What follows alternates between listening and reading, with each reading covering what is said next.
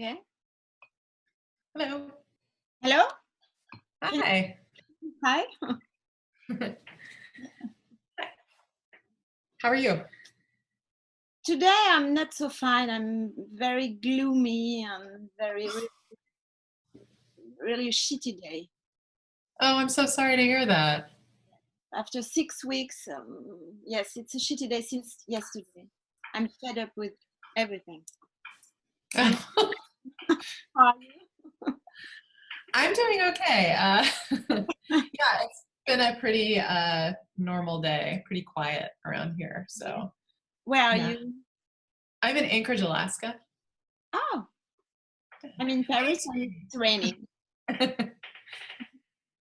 Here it's really nice and sunny here. Finally, all our snow has finally melted. Okay. Yeah. So, did you want to introduce yourself and tell me a little bit about yourself? Okay. I'm a writer. I've written like eight novels. And I began with writing essays about cinema for maybe you know Les Cahiers du Cinéma, which is a very famous French review, cinema review, and they published books also. And so I've written a book about Jacques Rivette. I don't know if you know him. He's a French filmmaker, very great filmmaker, and Roberto Rossellini and John Carpenter. John Carpenter. I love John Carpenter. I do too. I love him. And I'm a translator too, from English and Italian. I'm half Italian. So what can I say? As a writer, I'm a spy, I'm a thief, I'm a vampire, I'm a child, anyway. So that's so cool. Yeah, I love John Carpenter. One of my favorite movies is The Thing. Oh yeah. Yes. It's not in Alaska. Yes, maybe. No. Where is it? Antarctica. Yes, of course. Yeah, but very similar to Alaska. It feels like Antarctica sometimes here. Yesterday I saw, for maybe, I don't know, maybe I saw it 1,000 times, but Escape from New York. Oh, yeah. So good. Yes. Well, I've written one novel. My first novel, The Wild Inside, came out a couple of years ago. Yes. Yeah. In French is Sauvage. Yes. Yeah. And it's about a young woman who wants to be a musher. She wants to professionally run dog sleds and race in races. So she grows up in the wilderness in Alaska. But it's funny that you said, as a writer, you feel like a vampire because she has some sort of vampiric qualities to her. She can understand animals in a way no one else can. And so it's a little bit of a mystery, a little bit of a horror novel, a little bit of a thriller. So yeah, that was my first. You mean like a telepathic gift or something? Yes. Yeah. She can see from an animal's point of view. Mm-hmm. She's a writer, so because we can see from everything, any point of view. I mean, no animals, human beings, trees. Well, it's so interesting that you write about film because I feel like a writer almost is kind of a director. I mean, we have to, but we take on the personalities or the emotions of our characters and understand them from a way that other people can't. Yes. Yeah. I agree. What sparked your interest in film? What do you mean? How did you become interested in? You mean it's a very general question. I don't know when I was a child. I don't remember. I can't remember, but maybe it was with Gilda when I was 5 years old. 5 years old. You know the movie with Rita Hayworth, Gilda. Mm-hmm. Very, very wild movie. Very uncomfortable movie. I don't know. I began to enter in the films, you know, as if they were my home, my real home. And then when I was 7 years old, I began writing novels, kind of novels, stories. And for me, it's the same. Yeah. I mean, the yes, the same home. That's how I felt about books growing up. What I like in cinema is the fact that you can see in the dark. Mm.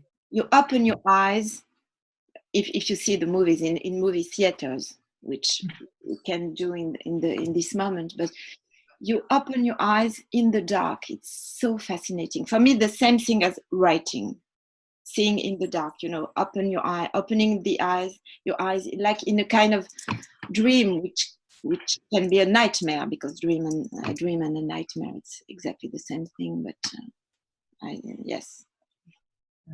That makes me think of, there's an American writer, I can't remember who it is, who said that when you write, it's like you're finding your way through the dark with just a flashlight, and you can only see what's in front of you with a flashlight. But eventually you can get to your destination walking that way.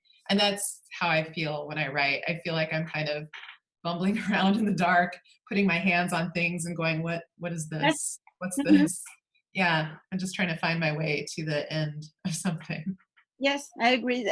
Except that I really sincerely don't care no more about the destination, which I mean, yes, but yes, it's true. Mm.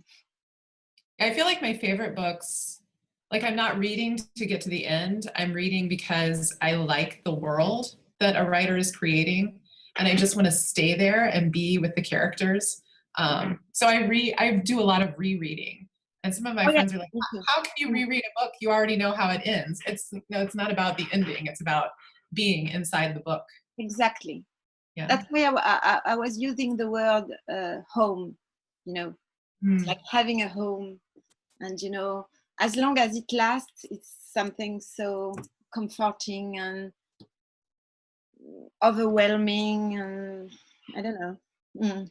Yeah, there's something about when you find that feeling in a book that says something true that you know inside of yourself, and you recognize it in the book.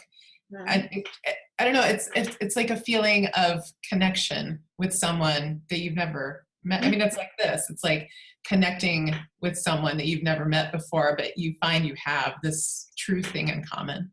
Mm-hmm. Connection with the unknown. Yeah. Yeah. But the unknown, which is very familiar, is the familiar feeling of the unknown. Yes. I love that. Yeah. I think that's something that everyone is looking for right now, especially. You think? Really? I think so. I mean, right now? Right. Yeah, I mean, I feel that in myself. I mean, you know, I don't know how your situation is if you live with other people. 2 sons. 2 sons? Yes. And a cat. Yeah, I live with 2 cats and no sons. So it's, you know, I'm not seeing anyone in person right now. And so I feel that the companionship that I would normally get from my friends that I would visit, I'm finding in books instead, and having kind of a silent conversation with other writers as I read. And I'm searching for that feeling of familiarity, but also the unknown as I do that. So you managed to read, because I can't manage. I mean, during 6 weeks I couldn't read, and it was really a nightmare. 2 days ago, I read for the first time. I'm a little bit ashamed to confess it, but for the first time I read The Great Gatsby, which is not. I mean, there are other novels that I prefer. It's not. I don't like Fitzgerald so much, but I mean, it's a great book. It's beautiful. And what I loved in the book is first it's the point of view of a writer. Obviously, it's something that when I was a child, or when I was much younger, I didn't understand that all the real books are written simply from the writer's point of view. Very, I mean, it's very simple, very, someone like in a very short story by Nathaniel Hawthorne called Wakefield. Did you read it? Wakefield, the story of a man who lives. For 20 years, he changes. I'm sorry, there's a problem with one of my sons. I will be back. Okay.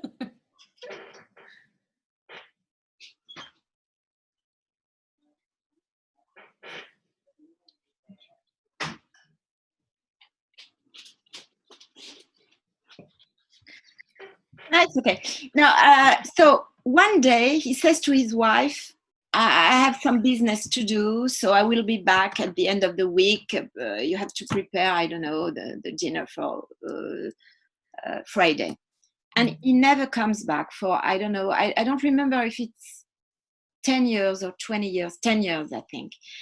And he just crosses the street where he was living with his wife, and he crosses the street and takes an apartment across the street where he can spy on his wife for like 10 years. It's sublime. Wow. I mean, there's no reason. It's not absurd or irrational. There's no reason apart from the human nature. I mean, the human mystery, not nature. Human nature doesn't exist, but the human mystery. Mm. And then I realized that every true novel is written from this point of view. I mean, that's why I was using the word spy, Yeah. I mean, just the fact, just this huge, this desire, very strange and strong desire to observe. Mm. To be an eye, like, Vladimir Nabokov said, just the eye. Yeah. And so I read The Great Gatsby, which is not such a great novel. It's beautiful, but such a great novel. But anyway, what I found really beautiful in this novel is the fact that it's only an eye. The eye of the narrator, I don't remember. He doesn't really exist, but he's a writer. And for me, it's really overwhelming. It makes me cry when I can recognize that, that's very strange way of being in the world, meaning always observing people, which is really a disease. For me, it's a kind of a disease. Not a big deal. I mean, I love this disease, but it can be awkward, very awkward for the other people, mainly. Yeah. Because when they feel that, they are like animals and they're afraid. Yeah. Because they feel that it's very rare to observe other people, no? Don't you think? Yeah, I do think so. It makes me wonder, are people born writers? Can writers, learn to become writers? And I feel like some people are just born with that innate desire to kind of stand on the outside and observe others. Mm-hmm. I feel like I was doing that all my life as a child. Yes, across the street. Yeah. I mean, and I think part of that, for me at least, comes from wanting to understand other people. I remember I felt very interior as a child. And I remember there was one day where I realized that I was narrating in my head. I was always thinking, I was describing what was going on and what other people might be thinking. Exactly. How old were you? I think I may have been only 8 or 9 when I realized that there was this voice in my head telling the story of everything around me. And you have this memory very vivid. Yes, I remember exactly where I was. That's the point. Mm. I think that we when we're writers, we all have this vivid memory of the first text we wrote, and it can be just the fact of the observation, which was already writing, and this voice, this inner voice, observing and commenting and describing the reality, which is really as reality unbearable. I mean, for me, for everyone with with a dignified human being, and rewriting the reality. No. Mm-hmm. Yeah, definitely. I grew up in a very small town, and I remember this feeling of always wanting. What's up? In Alaska? No, actually, I grew up in the lower 48 of America. I grew up in Illinois, Yes. In a very small farming community. Yes. And I remember having this feeling always of wanting something to happen, wanting something interesting to happen. And I think a lot of both my escape into books and my writing were an attempt to kind of reframe reality to make it a little more interesting and a little more entertaining for myself. Do you remember the first text that you wrote when you were a child? Maybe. Yes. I wrote a small book about a child who moves to a new town and can't find. No one wants to be friends with her, and so she makes up friends.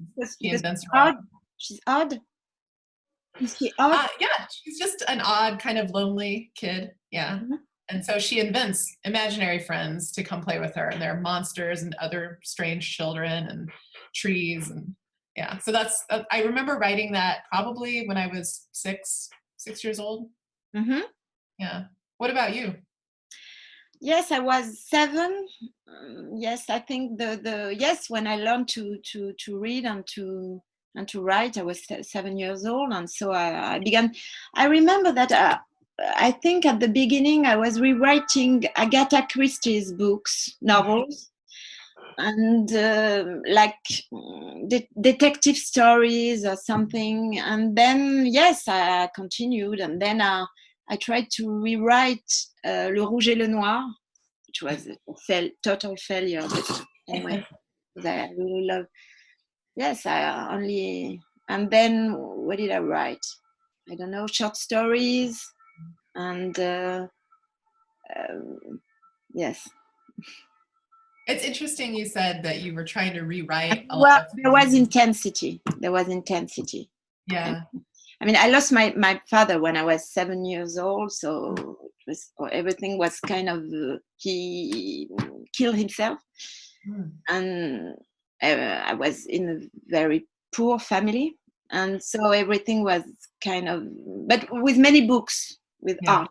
Poor family, but with books and paintings. And my father, he was a painter.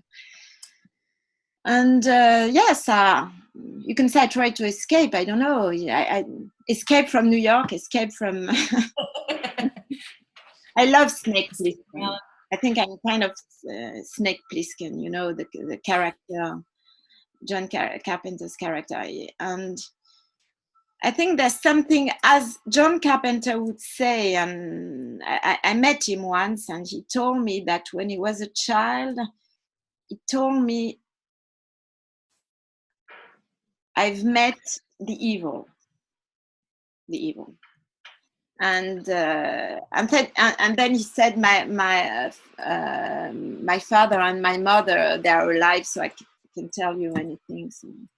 But yes, there was something evil too in what I experienced when I was a child, and so I began to write.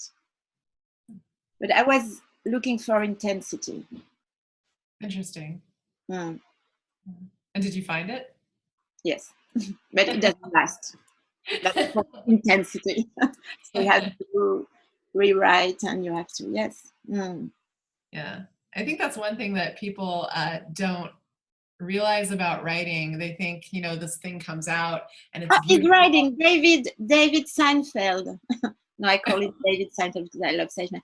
He's writing something. What are you writing? Oh. Let's see.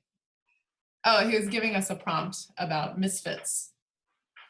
Misfits that we are. And I like the movie, even if it's kind of a beautiful movie, but I haven't seen that movie. With Marilyn, who obviously for me was a writer. I was thinking about her just the other day, just how misunderstood I feel like she was and how lonely she must have felt. Like I just had this picture of her, you know, this obviously beautiful woman who had intellectual interests and read so She much. was an intellectual, kind of. Yeah. And she, she must have had such a rich interior life and must have had such desire to be understood. And yet people just see the surface of her and they're kind of enamored of her beauty and think that she's just one thing. I felt like my heart almost broke for her to think of how lonely she must have felt in her life. When I was a child, I was really, literally obsessed with her, and I was thinking that I could have saved her.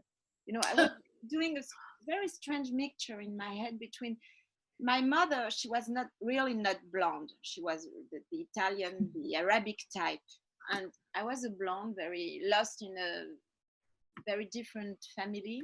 I mean, there were no blondes in this family. And my father, he had committed suicide. So she was a blonde who had committed suicide. So kind of she was my mother. So I was thinking, and so I wrote about her when I was a child. I was very obsessed with that story. And then I discovered that very, very beautiful thing that she said, that when every time she was entering a room, even in the, I don't know how to qualify them, but in these very frightening Hollywood parties, she was able, she had the gift can you hear the rain? I can, yeah. Beautiful. She had this gift to recognize the orphans. It's like a Stephen King novel. I love Stephen King. It's like she had this gift. I do have the gift. I mean, really, I can.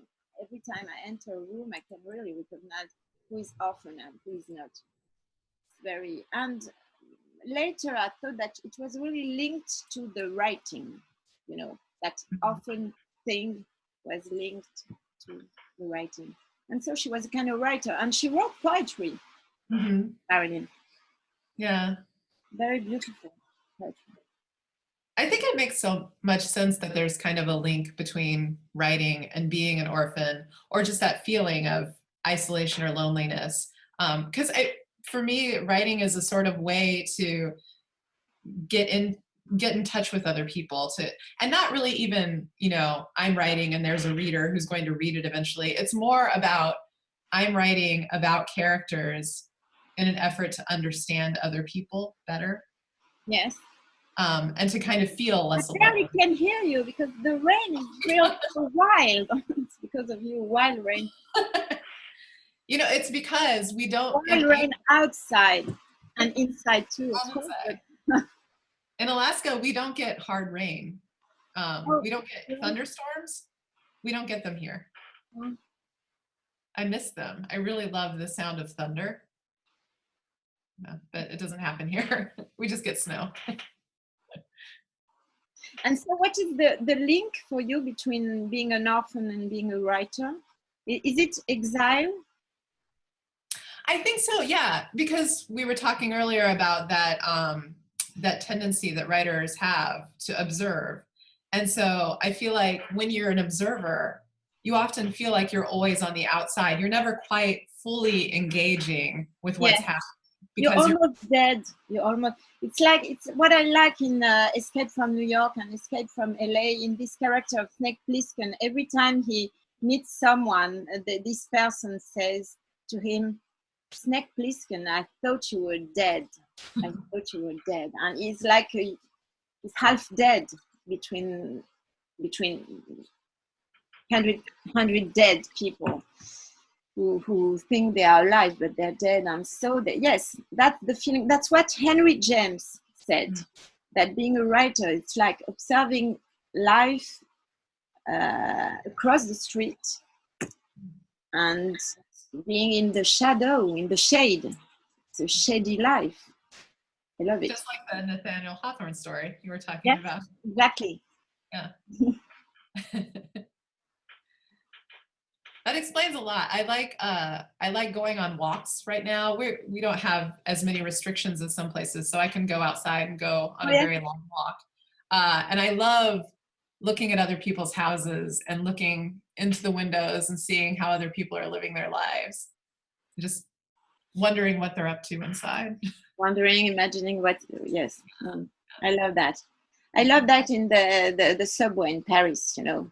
The subway, the outside subway, when you can see all the lights, all the windows, and you know, create stories. The Cédric Duroux, what is it telling us? Oh, he says Just the next the prompt is beginning about. of the message. Well, What I did was actually the message is about horror. What?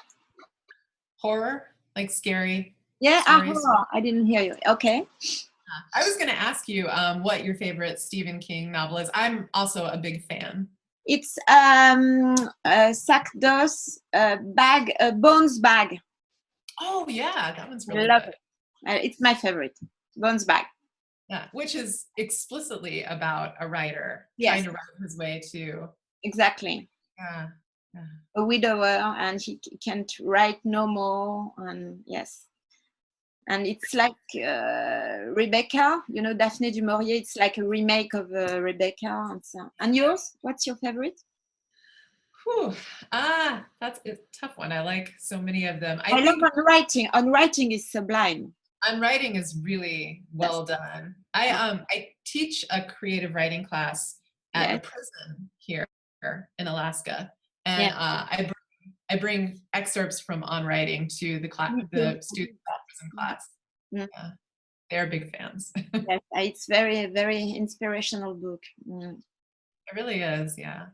I mean, I do love The Shining quite a bit. You know, again, I prefer the novel. I don't like the movie. I'm not fond of the movie. I mean, it's a great movie, but I think he misunderstood Stephen King's novel for me, which is much more about the child and the child's gift.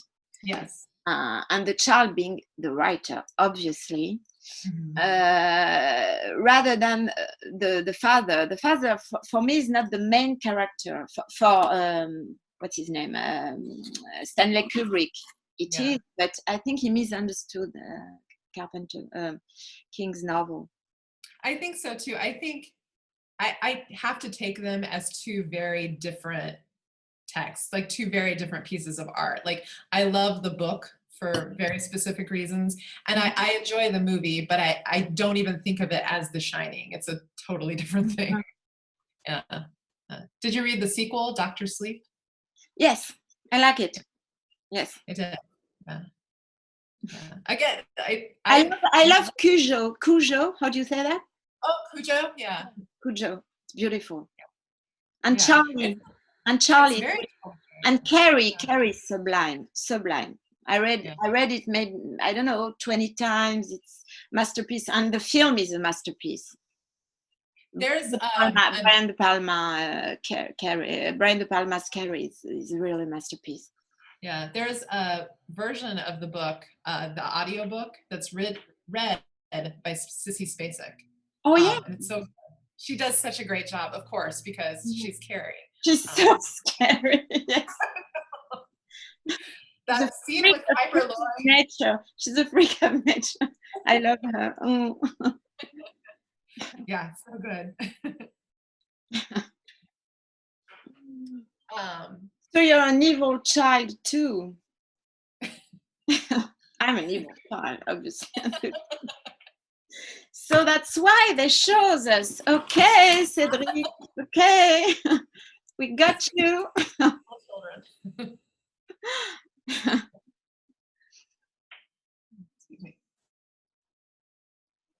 Oh, they've given us another prompt, dog. Which is funny. I can't see the message. Where is it? Oh, if you go to the bottom of your screen, there's a little bubble that you can. I have to open it. Okay, okay. You guys have telepathy. Which we Misfits. Okay, we did it. Horror. Okay, too easy. Horror. Too obvious. Dog. Okay, Cujo. Okay. I let you begin with dogs. We both have cats. I'm a cat woman, so. I have two cats. But my book that I wrote is about dogs. So. Why? Mostly because here in Alaska, dog sledding, mushing is very popular. And I was fascinated with it when I moved up here. How did you get there? I mean, you were from Illinois, and so. Yeah, after college, I became a volunteer with a program called AmeriCorps. It's like the Peace Corps, but only in the United States. Okay. So I moved up here to volunteer. I thought I was going to live here for 9 months and then move away, but it's Alaska, and I kind of fell in love with it. What did you do as a volunteer exactly? I worked for the Red Cross. Okay. Yeah, and I responded to disaster situations. So if someone's house burned down, I would go make sure that they have clothes and food and somewhere to stay for the night. Okay. Yeah. But why did you stay? Sorry? Why did you stay there? I stayed because Alaska is such a huge state. And the different regions of Alaska are so different. I wanted to explore all of the parts of the state. And I live in Anchorage, which is like a small city, and it's perfect because you have everything that you would want in a city. We have movie theaters and restaurants and all of that stuff, but you drive only 5 minutes and you can be in the mountains and feel like you could be lost forever, which is a feeling that I kind of love. Like, I love hiking. Empty? Is it very empty, Alaska? Or? It is very empty, yeah. Okay. We're the largest state, but we have one of the smallest populations. Wow. Yeah. So it's very easy. It's very easy for outsiders to come to Alaska and get lost if that's what they want to do. I mean, there's a very famous young man who came here and disappeared into the wilderness, and his body was found, sometime later because he died out there. But I mean, I think a lot of people do come to Alaska in a way to kind of disappear. Yeah. Oh, I love that. Yeah. But how long is it American Alaska? It's a very strange story, no? Oh. It's how long? Is it the last state? No? It's the second to last, 49th. Hawaii is the last. Yeah. Okay. Yeah. And I think we only became a state, I want to say in 55. I can't remember. Okay. Yeah, so it's pretty recent, really. Yeah. So, have you ever had any dogs? No, I was thinking, when I was talking about the Great Gatsby, the second thing that I wanted to say, and then I forgot, I love Thomas Pynchon. I love Thomas Pynchon, and he said once that every American novel is about a crime. I mean, the crime. It's about a land filled. That's what Hawthorne said, that it's a land filled with blood. And when I think about Alaska, I have the vision. I never went there, but I'm not a great traveler. I mean, I travel in my mind, but I'm not. I rarely travel for good. I mean, I'm not interested in traveling. I mean, but anyway, yes, I have the vision of, all the snow filled with blood. And with a dog, like in The Thing, which is so beautiful. I'm not especially interested in dogs apart from the movies. They're Hollywood really did such a great job with dogs. It's like with kids, with children, and because children and dogs in the Hollywoodian movie, it's really the same thing. And I have the vision of this dog, in The Thing at the beginning. Running out empty, like the movie Running Out Empty, in the snow, and it's everything is white, and you have really the feeling of something red and black inside. And it's a good. Dogs do scare me. Do they? Yes, they do scare me. Yeah. Well, it's so weird because I don't feel I don't feel like a dog. I feel like a cat, but I don't feel like. Maybe I can try being a dog. Anyway, but no. So, did you have the vision of the dog, of this dog, your dog? I did, yes. For the book that I wrote, I had very specific visions of the dogs because, you know, as a musher, you have to have many dogs. So my character has 30, 40 dogs that she has to take care of. But I think what's interesting is, you know, when you were saying from The Thing, the dog running across this vast white snow-covered emptiness, it's very dramatic. Like Alaska and Antarctica, cold places make for a very dramatic backdrop because not only do you have whatever's going on in the plot, but in that kind of setting, just being outside is dangerous. Just being in the environment that you are could kill you, which I think is another interesting. Usually it's the inside which is dangerous. Yeah. It's always the inside. No? Yeah. Don't you think? Yeah, and I think that the outside can be a reflection of the inside. You know, the inside is what's dangerous, but the reader sees what's outside as a reflection of what's going on, the weather that's happening internally. Yes. Yeah. Oh, yes, of course. Mm. Yeah. And what does the snow reflect? I saw the word mud. Okay. So not blood, but mud. Okay. I was my last novel. I mean, not the last that I just finished, but the other one, the last which was published, was called The Last River. So it was about a river, and for me, the river was really the main character, even if there were two children. But the real main character was the river, and so I was really getting obsessed with mud. Because mud is really very, very interesting when it comes to rivers. And I don't know, I see no mud in the snow. No? Can you see? No?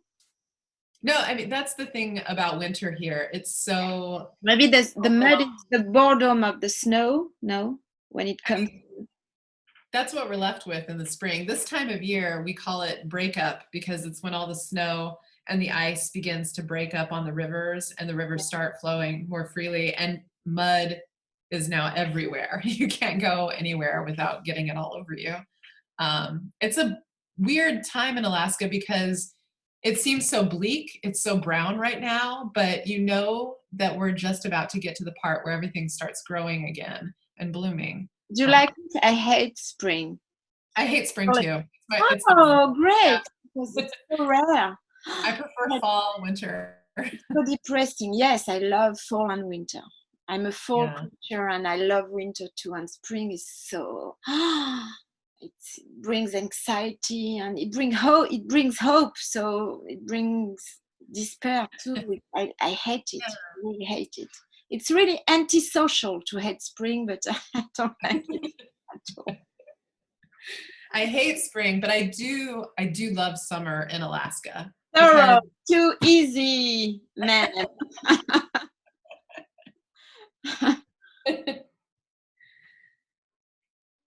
No, but I do love summer here in Alaska because it doesn't get too hot, but and we have daylight all the time. It's great. I'm sorry, but speaking about a wild dog, did you see the movie White? White is the title? No, the story about a dog, you know, it's like a Ku Klux Klan dog trained to kill black people. It's a very beautiful movie from the 70s, I think. It's based on a novel, a French novel. What's 1 second? It's such a beautiful movie. You didn't see it. And how is your dog? Is he mean? The dogs in the book are very, very nice, actually. I'm looking. It's the people that are mean. Oh, it's a nice dog. Yeah.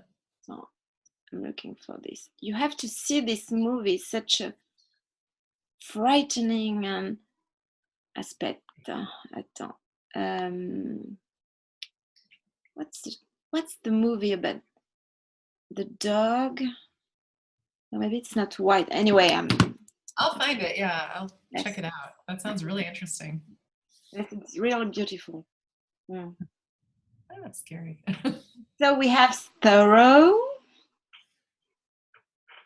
I haven't actually read a lot of Thoreau. What I loved was the letters. You know, they Hawthorne and Thoreau. They wrote to each other, and they were friends, and they were paying visits one to another. And so there's the beautiful journal that Hawthorne wrote, and he wrote really beautiful pages about Thoreau. Anyway, next word. I feel like in the future there are going to be, if there are not books like that. Okay. Come on. What did you say? Oh, I said I feel like in the future, if there are books like that, correspondences between writers, it's just going to be a bunch of text messages or emails. No one really writes handwritten letters anymore, or even typewritten. It's true. Yeah. I don't know what to do about that. Really, sincerely, I don't know. Yeah. Do you use them in your novels? I mean, text messages and. I haven't so far. In the book that I'm working on now, I do a little bit, but my last book was really kind of a period piece. I envisioned it set in the 1980s because I didn't want my characters to have cell phones. I didn't want them to have that easy tool to use. For that precise reason. Yeah, partly. And also, I wanted to give the book a feel of isolation and silence and emptiness. And I feel with computers and cell phones, that's too much communication. So the characters needed to be more isolated, both physically and just between people. And so you're writing? Can you tell me a little bit? No, maybe not. Maybe it's very. Oh no, yeah. It's interesting. I am able to write and to read during this time. I can't do other things, but this has been a pretty productive time for me. But yeah, the book that I'm working on now is also set in Alaska in a seaside town.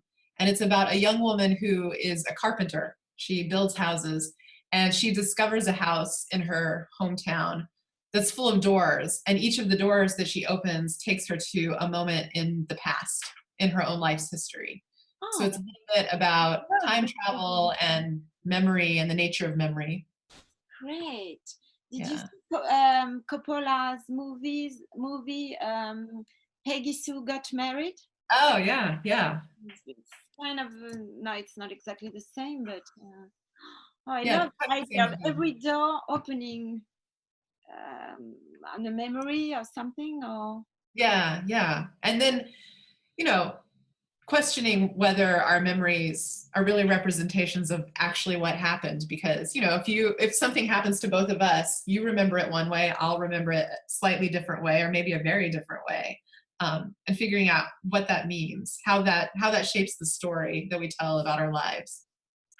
And when she opens the door, does she only observe the past, or can she do something, change something? How does it work? She's discovering that she could possibly change something. Like in Stephen King's movie about Kennedy's. Yeah. But then it's a great novel. I love it. I read it twice, and it's a great novel. That one it's so big, but it goes so fast. That's a door, a small door. Yeah, exactly. Yeah, that's true. Yeah. It leads to the past. Yeah. Scale on the door. Are you able to write right now? No, I just finished a novel. Very strange novel. I mean, strange for me because it doesn't look like the other novels that I wrote before. And no, I mean, I tried to, because 3 years ago I began to write a science fiction novel, and then I left it. I had to write the other novel, which is called The Mount Fuji Doesn't Exist. The one I just finished. The Mount Fuji Doesn't Exist. I like the title. Me too. No, because really, if we decide that the Mount Fuji doesn't exist, it doesn't exist. And a few days ago, I reread this novel, this science fiction novel, and it's not so bad. I was afraid And in the past months, I was obsessed with Ballard, the English writer, Ballard, Crash. Yes. And I was obsessed with him because I was thinking, and I'm writing something for the radio in this moment. They have, the public, the French public radio, France Culture. They asked me to write a very, it's a feuilleton. There are 10 episodes. Mm-hmm. No, how do you say that? Yeah, episodes. Yes. And every day, almost an hour. And it's from Mary Shelley's novel called The Last Man. I don't know if you read The Last Man. I haven't read that. She was such a genius. I wrote something for the theater last year. It was for the radio too, about Mary Shelley. I mean, I truly became Mary Shelley. I mean, I was obsessed with her and her life, and then I read The Last Man, and it's the first apocalyptic novel. It's really about the end of the world through a virus, because of a virus. And so I'm writing that in this moment. But then I have this science fiction novel, and maybe it's not so bad. I don't know. I don't know what to think about this novel. But if I don't write, it's so boring. Yes. Yeah. It has really no meaning at all. Yeah, exactly. Well, and I find that I can't even stop writing, even when I'm not writing. Yeah, really? It's still happening, Oh, yes. Yeah. But that's yes, but it can be really tragedy for the others, because I'm able to rewrite the others' lives, really, and I do that, and then I say to myself, stop it, because they're all going to hate you or to love you, but in a very awkward way. So stop it. No, of course. Yeah. It's true. It's hard to turn off. It's impossible. That's why I said that it's a kind of a disease for me. Yeah. It's a beautiful. It's totally true. Yeah. I used to work for a writer, John Irving.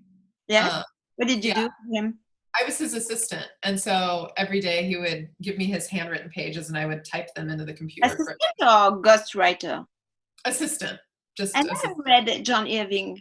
I have not a very good idea of him, but I mean, I never read him. But so. Yeah, no, he does all his own writing, but he handwrites. So I would type it into the computer so he'd have a clean copy. But I was typing a fan letter for him, an answers to some fan mail, and he told this young writer, like Misery. What's that? Like Misery. Yeah, kind of. In this letter, he told a young writer, read everything you can right now, because you won't have time to read when you become a writer. And I got so mad. I thought, I read all the time and I write. What's wrong with you? But now I feel like I understand, like, while I'm reading, like, a beautiful sentence will make me think, oh, I want to write. I have to put this book down. I want to go write my own beautiful sentences, hopefully.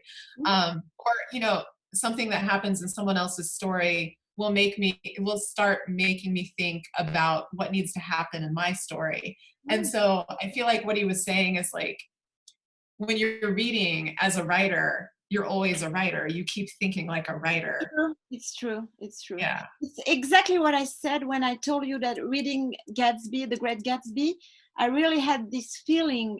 I mean, I wouldn't have had this feeling when I was a child. That, I mean, I was really reading it twice. I mean, as a reader and as a writer, and I really could see everything he was doing. I could see through him, through the writer, not the character. I don't care. I mean, I love the characters, but I sincerely don't care. I don't give a shit about the characters. But I could see through words, and it's so overwhelming. I love the word overwhelming. I think it's such a beautiful word. And I feel it so often. And I feel lucky to be able to feel it. Just the world and books and yes, Yeah. Well, I don't know how much more time we have. I know that we're supposed to give some You recommendations. have written to us. Hello, Yeah. Charlie.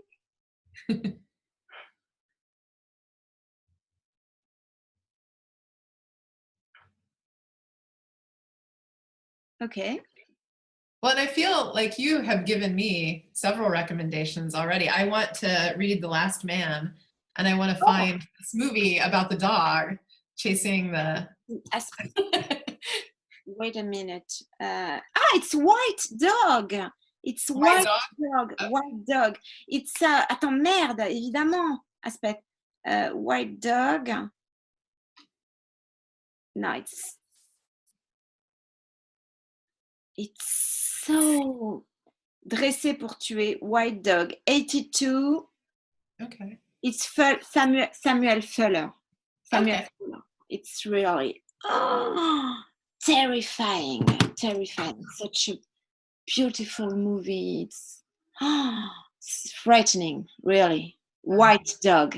It's a dog dressed to kill black people. It's a Nazi dog. Yeah. That's the story. It's sublime. It's very, very cold and I mean, I don't know. It's a disparate movie. You know, Samuel Fuller. He was part of the American filmmakers like John Ford and who opened the concentration camps. I mean, literally, when they opened the concentration camps in Poland, there were 3 filmmakers. And there was Samuel Fuller, and then they filmed everything. So he saw that, you know. And then he made all these beautiful movies, but very, really hard to see for me. I mean, and White Dog is so final. It's a really final movie. So what's your recommendation? That sounds incredible. I was thinking, I've been listening to a lot of podcasts. Do you listen to podcasts? Yes, of course. Yes. Yeah, I like having the sound of another person in my house besides just me. It's like the fire for me, you know, having a fire. I don't have fire. It's the same thing for me. Yeah. There's one podcast that I've really been liking. It's a fictional serialized story. It's called The Left-Right Game. And it's about a woman who is doing a report about a strange game that people are playing where they drive left, they take a left turn, and then they take a right turn, left, right, left, at every road that they come to. And eventually it takes them into an alternate reality. I love it. I love the idea. Yeah, right. And I was thinking about that when we were talking about kind of entering other worlds through writing, and you know, the book that I'm working on, opening doors into the past. But this podcast is. So I would love to translate you. Do you have a translator in France? I do. My one book that was published in. I'd love to translate your book. I just finished to translate Anne Patchett's book. I love Anne Patchett. Yes, I translated Commonwealth, which is beautiful, and I just finished The Dutch House. Yeah. I haven't read The Dutch House yet, but I love Anne Patchett. I like her essays quite a bit. I never read her essays, but I would like to translate this book. It's beautiful. Cool. So The Left-Right Game. What's the title? Yes. Yeah, that's it. Do you know? Did you read Shirley Jackson? I love Shirley Jackson too. I love Shirley Jackson because there's some. I have a Shirley Jackson feeling about this game. No, you know. Yes. Do you remember the sorcerer? The sorcerer. You know, the mother with her son in a train with an old man. No. All the conversation, it's like 3 pages. It must be 3 pages, and something very strange, very frightening, very awkward, very odd between the old man and the child. They obviously are the same person, and interesting. You have to read it. Yes. So There you have my recommendation. I love it. I love that feeling of weirdness and strangeness. Yes, me too. Yeah. There's a scene, have you seen The Manchurian Candidate? No. It's an older, it's, I want to say maybe the 60s. It's a black and white movie from the 60s. It stars Frank Sinatra, who, he's not a very good actor in the movie, but the movie is great. He can be a good actor. But Yeah, what's he's the okay. title? What's the title? It's called The Manchurian Candidate. No, I don't think. No. No. Tell me. Yes. Yeah, it's kind of about mind control, and the idea is that I think during the Korean War, some soldiers went over. They were kind of hypnotized by the enemy and then sent back to America to carry out these missions. But there's this one scene in the movie that takes place on a train, and it's almost as though the two characters are speaking in code. Mm-hmm. And they're strangers to each other, but like immediately when they start talking to each other, it's as though they almost can read each other's minds, or they have some sort of strange connection. It's just the most bizarre scene, and I love it. Did you see Dead Zone? I love Dead Zone. And I love Scanners too. Scanners is so great. I've actually never seen Scanners. I need to. Really, it's much more frightening, but I love Dead Zone, which is really very nice. I prefer Dead Zone and Christine and Carrie to The Shining. I mean, as films, you know. Oh yeah. Yeah. I love Christine. Love Christine. I saw it with my eldest son 2 days ago, and so I know it by heart, and I love it when the boy says, I've just realized that what parents want is killing their children. That's a great line. It's so funny that you were watching that with your son. Yes. Anyway, I think that maybe kind of good parents know that. They know that. They have to know that. Because if you don't know that, you really can be a shitty parent, I think.